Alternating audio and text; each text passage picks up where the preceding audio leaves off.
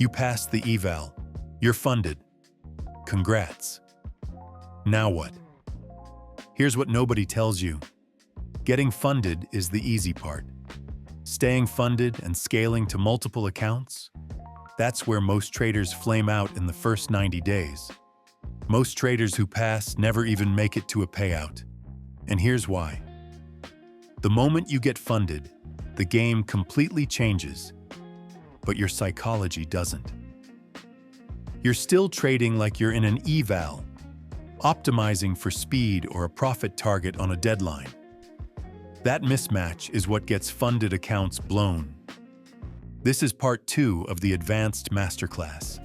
If you're stuck resetting, or if you've been funded and lost it, this is the insider knowledge you're missing. Here's the shift that saves funded accounts. During the eval, you're focused on hitting a profit target fast because of time pressure or structural limits. After funding, you're optimizing for survival. Completely different strategy. Funded traders who last shift from how fast can I hit payout to how do I protect this account for 6 months. They scale down their size, take fewer trades, get more selective. That's counterintuitive. You just got access to bigger capital. Why trade smaller? Because you're building proof of consistency. You're showing the firm and yourself that you can sustain performance, not just get lucky once. Here's what kills newly funded traders. They think, I passed, so I must be good. Confidence spikes. Risk management disappears. They take the same aggressive approach that barely got them through the eval, and within 30 days, they're buying another challenge. The traders who survive their first 90 days understand this. The eval tested discipline under pressure. The funded account tests discipline under freedom. You can size up, hold longer, take more trades. But just because you can doesn't mean you should. Your job after funding isn't to maximize profits. It's to not get disqualified. That mindset shift is everything. Here's how professionals handle performance slumps. Let's say your back-tested win rate is 55%, but live trading shows you're hitting just 2 out of 7 trades, around 28%. That's a major drop-off. Amateurs react by sizing up, doubling risk to chase a big win and make it back fast. That's emotional trading, and it's how accounts get blown. Pros take the opposite route. They don't panic or rationalize. They accept the data. Something's off, whether it's market conditions, emotional state, or timing. Doesn't matter. What matters is the underperformance. So they reduce size. If they're hitting half their expected win rate, they cut risk accordingly. Fewer dollars per trade means more breathing room while they recalibrate.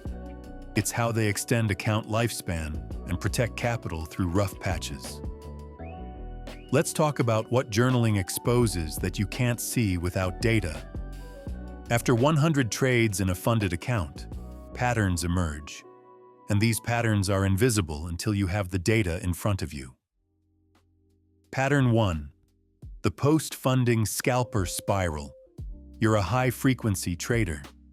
During the eval, you managed to stay disciplined, barely.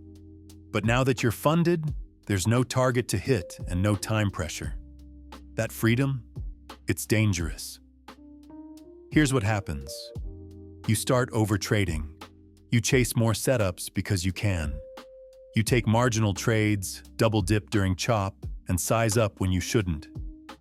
You're not following your edge. You're feeding a need for action. The fix? Build structure back in. Cap your trades per day. Define your A+ setup and only trade it.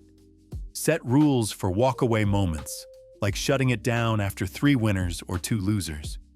Freedom without structure leads to chaos. And for scalpers, that chaos shows up fast.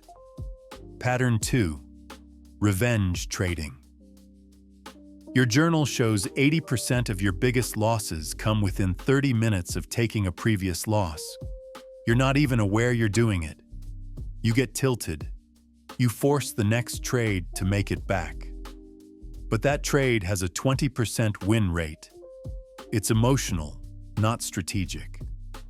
The fix? Hard rule. After any loss, wait 60 minutes before taking another trade, or shut down for the day. Your decisions are compromised right after a loss. Don't trade in that window. Pattern 3. Setup quality drift. You've got 3 setups, A+, B, and C. Your journal shows A+ wins 65% of the time, B wins 45%, C wins 25%. But you're taking all 3 equally because you're bored or feel like you should be active. The fix? Only trade A+ setups. Period. Eliminate B and C setups and your win rate jumps from 45% to 65% overnight. You're not trading more, you're trading better. These patterns are invisible without journaling. You feel like you're executing well, but the data reveals how you sabotage yourself. Here's what happens after you've held a funded account for 3 to 6 months. You start thinking about scaling, multiple accounts, maybe even multiple firms. That's where real income lives. But here's the trap. Traders who can manage 1 account often can't manage 3.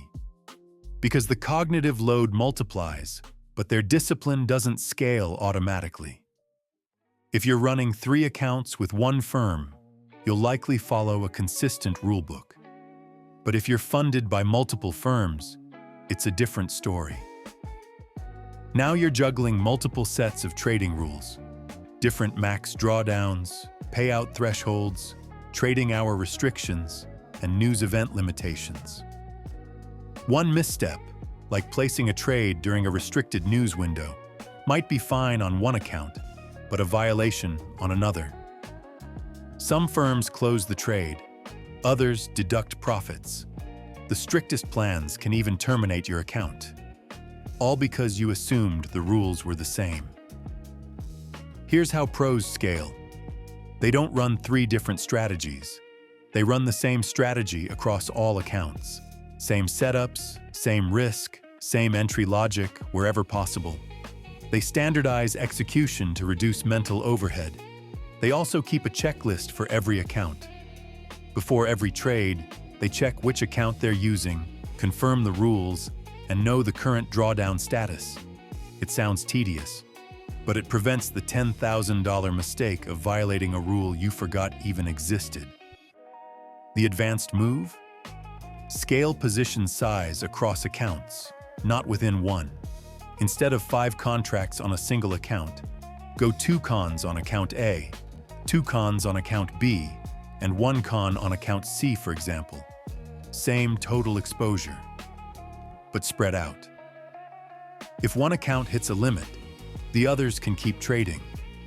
That's institutional thinking, diversifying account risk the same way you diversify market exposure. Here's what experience teaches that no theory can shortcut. Trading is a war of attrition. The winners aren't the most talented. They're the ones who survive long enough for the edge to compound. Traders who last 12 months or more in funded accounts have one thing in common. They're paranoid about risk. Every trade is treated like it could end the account, so they size conservatively. They trade less. They follow rules like gospel. They also build routines that keep them grounded. Morning review. Check rules, review yesterday, set your limit. Pre-trade, confirm setup, define risk, place the stop. Post-session. Journal every trade. Note emotions. Identify mistakes. This isn't busy work. It's scaffolding that keeps your discipline intact when emotions try to hijack your process. And here's what else experience teaches. Firms want you to succeed. A trader who stays funded for a year is worth more to the firm than 50 people churning through evals. You're proof the model works. You're a marketing asset. So the game isn't outsmart the firm, it's prove you're worth keeping. And that comes from consistency, not heroics. Let's recap the game plan once you're funded. Track your performance in real time and scale down if your edge slips. Journal religiously to uncover self-sabotage. Standardize your strategy before scaling to multiple accounts. And above all, optimize for longevity, not speed. This is the metagame. The traders who understand it stay funded for years. The ones who don't, they're back at checkout in 90 days. If this completed the picture, hit like and subscribe. This is advanced content for traders who are serious about building long-term funded careers. Links below if you're ready to explore tools for charting, journaling, backtesting, psychology, trade sync, and scaling capital. Order filled, helping you see the game clearly so you don't get played. Educational only, not financial advice. Futures trading carries risk. Protect your capital.